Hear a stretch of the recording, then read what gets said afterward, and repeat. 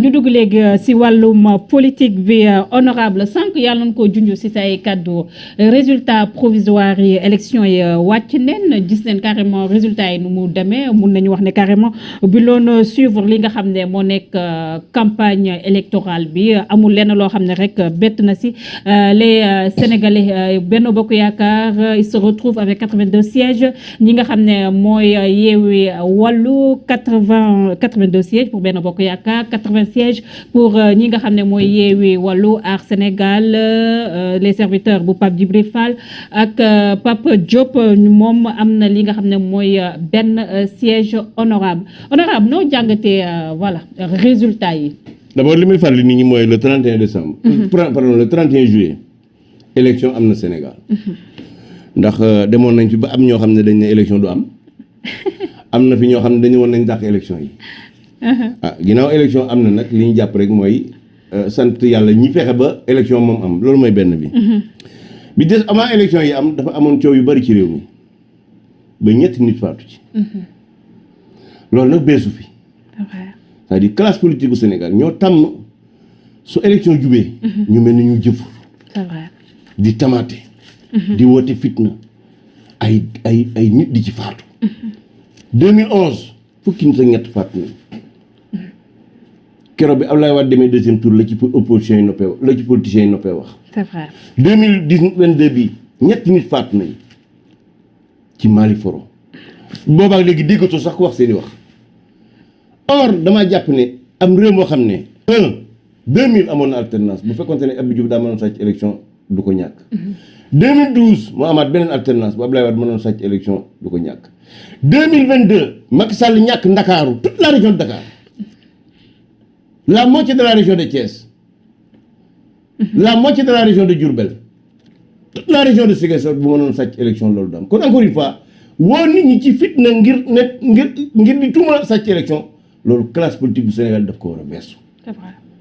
encore une fois ay nit faatu nañ ci wax joo xam ne dara du ci dëgg parce que nag ñi jàppoon ne di woo nit ñi ci fitna parce que dañu jàpp ne Macky Sall dafa mën a sàcc élection yi ñooñu xam nañ ne ñoom seen bopp waxuñu dëgg mais Sénégalais yi lañ jàpp.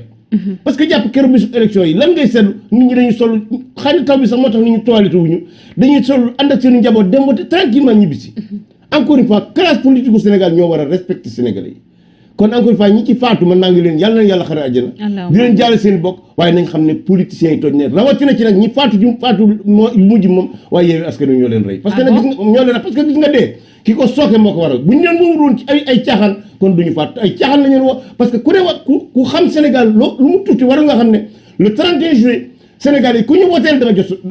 léegi ñu interdire la manifestation ñoom. manifestation moo war woon am parce que manifestation boo xam ne da ngaa woote ne sa liste daa baaxut. mais c'est un droit constitutionnel. non il y a pas de droit pour def manifestation boo xam ne yow li la dal yaa ko teg sa bopp. koo xam ne yow nangu nga ne sa liste yàqu na sa liste bi nga nangu ne yaa ko yàq di woo nit ñi naan ñëw leen pour manifester pour sama liste bokk ci élection bi loolu yëpp askan wi la. encore une fois globalement Sénégal classe politique moo baaxoo fu ñu jubee élection mu mel ni ku jëfur. bu gàñee ne baax na buñ ko gàñee mu ne dañ maa sàcc encore fois loolu dafa war a jeex c'est-à-dire que ce qui s'est passé cette fois-ci ñett ñooñu faatu moo war a nekk ñett ñi mujj faatu ci wàllu werante politique au Sénégal loolu mooy li nga xam ne moom laa jëkk li des mooy élection yi je crois que résultat yi génn ni liñ ci jàngat effectivement mooy ñetti bloc mooy ñett ñi nga xam ne waruñoo na bokk ci élection yi Benno Yewwi ak Wallu kenn ku ne def nga tooxi doon woo xam ne bu ñu la appliqué woon code électoral bi doo bokk ci waay maa la wax loolu alors que wax naa ko fii sa place bi wala boo comme ma pend laa ko wax beneen ci des ñetti coalition yi gën a ñàkk programme ñoo jiitu loolu nag lu kiimaane la maanaam kon lii Cheikh Anta Diop doon wax naan Sénégal yi dañu leen a nax a nax ba ku leen woote naxoo leen dañu jàpp ne da nga leen a wor parce que wooteel koo xam ne amul programme parce que nag tey damaa jàpp ne ginnaaw dañoo jëm élection législative li parti waroon a góorgóorloo moo indi programme de réforme de l'Assemblée nationale pour liggéey bi nga xam ne moom la constitution bi sant ñu gën ko mën a def malheureusement kenn ci ñoom di amul programme ñi ci amoon programme muy waa Aar Sénégal benn député la ñoom encore une fois loolu nag Sénégal yi ñoo ci war a jàng sax li si ànd doon wax nag naan Sénégal dañ leen a nax ba ku leen woo te naxoo leen ñu defee ne da nga leen ñu gëm ne da nga leen a wor loolu foofu wopp jooju moo tàggawul ak Sénégal ba léegi autrement dit comme li muy wax toujours rek sénégalais yi ñu ci bari de ku leen fen wu leen neex moo leen gënal ku leen wax dëgg gu leen di jëriñ. parce que nag jàpp naa ne bu ñu doon wootee ngir réew mi ngir defaraat assemblée nationale duñ jox à Sénégal benn député di jox benn bokk yaakaar 82 di jox ñu loolu nga tuddee intercoalition Yewwi wala alors que c'est une escroquerie politique l'intercoalition n'existe pas dans le code électoral du Sénégal. C'est une escroquerie politique parce que intercoalition amul li am mooy coalition loolu moo nekk ci code électoral bi. coalition aussi huit coalition ñoo dem ci élection yi du intercoalition amul c'est une escroquerie politique d'autant plus que ñoom bi ñëpp déposé kenn ku ne toog dañu làqu biir ministère de l'intérieur defaraat seen liste jaxas seen liste pour mën a gagner tooñ nañ ñi nga xam ne ñoom dañoo respecté code électoral bi tooñ nañ Sénégal yi nga xam ne dañ leen dugg ci nax parce que nag jàngat bi ci mat a jàngat mooy Yewwi wala boo ko boolee lan lay tekki mooy maanaam dekkal PDS dekkal PDS. ah c'est vrai que PDS boo xoolee résultats yi mu amoon ci élection territoriale yi li mu am ci ay député pour woon tappali yi ñu def mais PDS mënut a am 12 députés. donc finalement c'est le PDS en est sorti gagnant. mais bien sûr c'est-à-dire que ñi ne woon dañuy xeex système bi ñoom dañoo dund la ñoom dekkal nañ système bi bu baax a baax parce que jox lañ te PDS presque 27 députés jox Khalifa Sall 13 députés jox defe naa pire 11 députés. ba Abdoulaye Wade mu ngi revendiquer yeneen 3 députés. waaw dégg naa ko pour d'ailleurs bu ma déggee wax jooju rek damaa jàpp xëy na waa Yewwi moom ñoom dañoo jàpp ne PDS seen ànd waaye PDS moom ba yëf yi pare li muy lijjanti rek dama def ñu benn recours ñoom contesté pour ñoom lépp baax na. c'est vrai ñoom ñi ngi liggéey ci seen député yi nekk ci liste Yewwi bi ni koy nangoo bu dul ko ci seen yëfi bopp. kon nag fa xam nga daal cette affaire la xam nga kan moo ci perte. élection yi xam nga kan moo ci perte. le peuple sénégalais. peuple sénégalais moo ci perte. li assemblée masa mel naka jekk mooy ñàkk njëriñu askan wi dara du ci wàññeeku fekk mandat bi di jeex. mais le peuple sénégalais a perdu parce que nag en tout cas ñett ñi mu jox doole assemblée moom seen xel nekkul ci di soppi assemblée nationale. xëy na am na benn xëy na yu bokk ci ay Pastef ñi nga xam ne am nañu yéene soppi assemblée. waaye malheureusement jàpp naa ne doon nañ seen loxo ci ëkk. parce que nag jox nañ doole système bi doole yu rëy. c'est vrai honorable bu ñu defee aussi analyse par rapport ak voilà chute bi nga xam ne seetlu neen ko ci Benno Bokk Yaakaar mu war a am ban jàngate fa par rapport ak ñi nga xam ne ñoo féetoo ci boobu les camps aussi. xam nga élection yi dafay feeñ loo xam ne malheureusement ñun dañu analyser dans le fond. xoolal boo xoolee PDS la mu amoon 2017. daa wàññi ko lool alors que PDS double na le nombre de députés. ok parce que PDS 500 et quelques mille waa amoon na ko 2017. bii mu am 400 et quelques. 2017 je crois que 12 députés gën ngaa bari moom la amoon tey jii mu am 27 députés loolu la ñu wax ne moom la ñu am. loolu li muy loolu jàngat bu rëy li ci mën a mel na bokk yaakaar diggante 2017 ak 2019 ak 2022 100 000 voix la fi perte fi 40 députés. oui loolu nag li muy tekki mooy système électoral bii moom lañ moo maanaam raw gàddu. mu am ay inconvénients am avantage am inconvénients. su ko defee man jàpp naa ne yaari mesure war nañ ko jël njàpp. d'abord ci biir réew mi ñu def bu dee maanaam ñu wut ay circonscription électorale boo xam ne ñaar la ñuy fal mooy jigéen ak góor. parce que damaa bëgg parité bi ñu def parce que bu ñu defee benn rek góor yi ay jigéen parti ay góor la ñuy investir duñ ko investir jigéen. waaye bu ñu defee mettons 83 wala 80 wala kii suffrage kii circonscription électorale circonscription bu ne mu nekk paritaire maanaam jigéen ak góor la ñuy boole fal dina tax nit ñi xam kan la ñuy fal mais deux dina tax aussi maanaam assemblée góor ñi jigéen ñooy tolloo loolu mooy benn bi lu mel ne les Sénégalais de la diaspora très franchement amalut njëriñ waa diaspora parce que problème mu diaspora. c'est député de la diaspora. oui amalut njëriñ waa diaspora. parce que problème mu waa diaspora du assemblée moo koy saafara. c'est vrai moo tax ne li nga xam ne moom la ñu war a def mooy créer le conseil supérieur des Sénégalais de la diaspora des Sénégalais de l'extérieur. wutal ko ay antenne dans les différents pays. deuxièmement ñu wut benn ministère boo xam ne un ministère très robuste avec un grand ministre ñu dénk ko les Sénégalais de l'extérieur yaar yooyu bu ñu ko boolee jàpp naa ne waa diaspora bu ñu amee problème dina mën a gën a saafara mais assemblée nationale amul leen benn njëriñ bii nag mooy. déjà avec les résultats honorable dagguma la sax on a vu mu mel comme diaspora bi ñoom dañoo désavouer la politique du président Macky Sall. non problème bi loolu am na li gën a garaaw du loolu. non li gën a garaaw du loolu parce que loolu moo gën a tuuti li garaaw mooy. c'est-à-dire le plus petit fort reste. boo boolee suffrage yi mu am. moo ëpp ñi wote ñëpp ci diaspora bi te am nañ 15 députés. ok. sëñ bi loolu. loolu kenn xamul lu mu doon. xool da ngay xool le suffrage de la diaspora ñi wote diaspora bi yëpp boo ko boolee maanaam forest yi ñoo leen ëppale. forest yi benn député la am ñoom ñu am 15 députés. encore une fois ça coûte cher. deuxième chose c'est dafa am inéquité parce que mbooloo moo war a maanaam quotient électoral moo war a joxe député wala yu mel noonu mais li ci gën a garaaw mooy amalut njëriñ waa diaspora.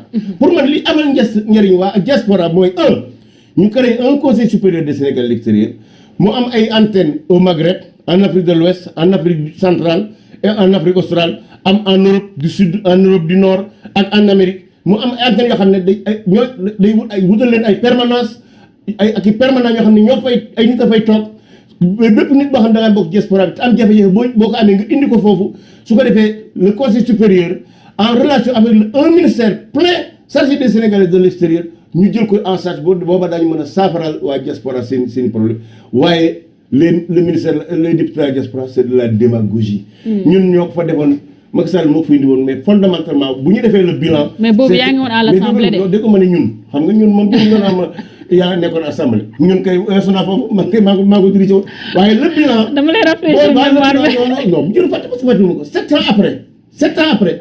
waa diaspora ñoom xam nañu ne les députés de la diaspora amul njëriñ loolu ñàkk njëriñ ci nag du député yi ñoo yaafus. c'est que assemblée moo leen joxut jumtukaay yu ñu war a liggéey. léegi par exemple bu section bu ubbee octobre daañu leen jox billet ñu ñëw. beneen billet yi ñu leen jox mois de juin lañ leen koy jox maanaam 9 mois après. su ko defee député bi d'abord amul ay permanence au niveau de sa circonscription. amul ñu ko fay liggéeyal su ko defee même pour mu xam jafe-jafe diaspora moom mooy obligé jël xaalisu boppam jël ci billet delluwaat te parfois mën na ko bañ a man mu toog Dakar du amal njëriñ diaspora day boo xoolee même les débats yi am assemblée nationale rarement ngay di ay député ñu jël parole pour défendre problème mu diaspora parce que amatuñ contact beeg ñoom kon encore une fois man dama li gën mooy ñu créer le conseil supérieur de la diaspora des Sénégalais de l'extérieur avec un ministère plein chargé des Sénégalais de l'extérieur su ko defee su boobaa jafe-jafe yi askan wi di dund ci diaspora bi ñu mën ko jël en charge pour wutal koy saawa mais pour man les députés moom jàpp naa ne li mu war a nekk la dernière législature bu ay député diaspora ñu di leen fan parce que amul njëriñ. tout à fait père 14e législature bi voilà ñu gis ne carrément enjeu yi aussi bëri na lool bu ñu xoolee rek gars yi nu ñu compagnie nga gis ne mu mel ni comme le groupe Benno Bokk Yaakaar ñoom dañ loon rek préparé li nga xam ne mooy 2024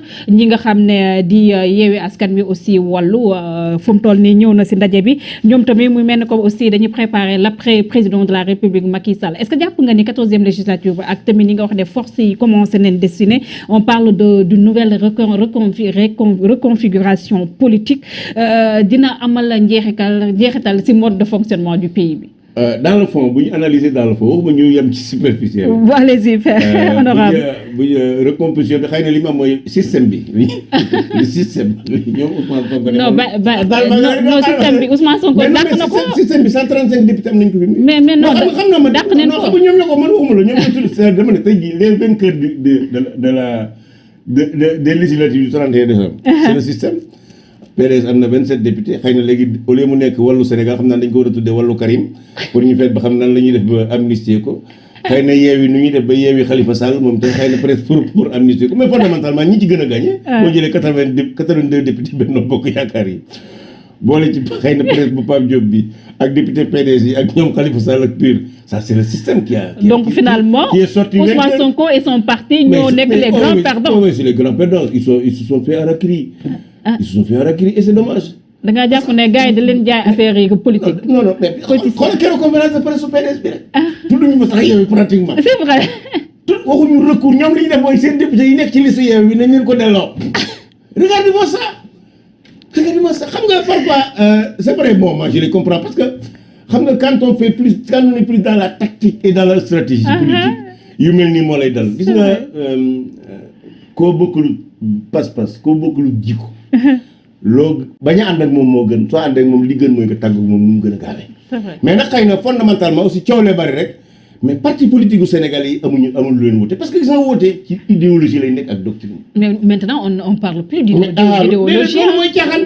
c'est-à-dire que idéologie mënut a ñàkk doctrine mënut a ñàkk parce que mooy pas-pas c'est-à-dire lan nga bëgg a def ci réew mi ndax li ngay def day nekk loo xam ne day mbirum socialiste wala day nekk mbirum libéralisme ñaar yi ñoo fi nekk ñett amul kon bu fekkente ne maanaam da nga ne bokkuma ci fenn yaa ngi tappale et en général boo déggee ñuy tappale rek c'est que seen xam-xamoo leen encore une fois pour élection yoo xam ne ñii ànd daanaka kenn waru ci ànd ak morom ji lii lay jur moo tax man le grand perdant de ces élections c'est le peuple sénégalais.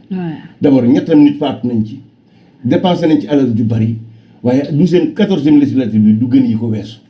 parce que ña fa dem gënuñu ñi fi nekkoon. 13e législative bi honorable bëri woon na scandale de on parlait de viol on parlait voilà wàllum passeport diplomatique. dafa nag loolu aussi assemblée 165 députés nga fa.